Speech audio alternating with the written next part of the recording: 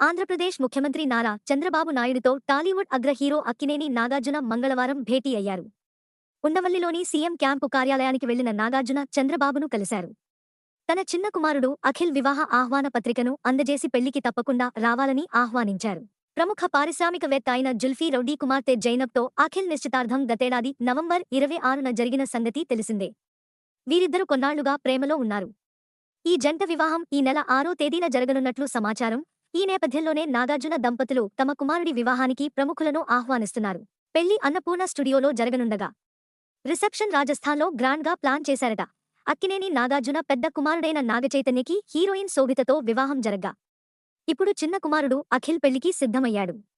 ఈ వివాహానికి సినీ ఇండస్ట్రీలకు చెందిన సెలబ్రిటీలతో పాటు రాజకీయ, క్రీడా, వ్యాపార రంగాలకు చెందిన ప్రముఖులకు ఆహ్వానాలు వెళ్లాయి. అఖిల్కి గతంలో వ్యాపార దిగ్గజం జీవీ కృష్ణారెడ్డి మనవరాలు శ్రేయా భూపాల్తో నిశ్చితార్థం జరగ్గా మనస్పర్ధల కారణంగా క్యాన్సిల్ చేసుకున్నారు. కొన్నాళ్లుగా జైనబ్తో ప్రేమాయణం నడుపుతున్న అఖిల్ ఇప్పుడు ఆమెతో పెళ్లి పీటలెక్కుతున్నాడు.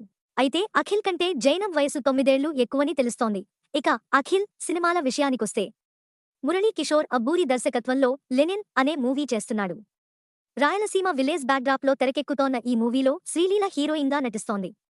అఖిల్ తన లవర్ బాయ్ ఇమేజ్ నుండి బయటకు వచ్చి శక్తివంతమైన పాత్రలో నటిస్తున్నాడు.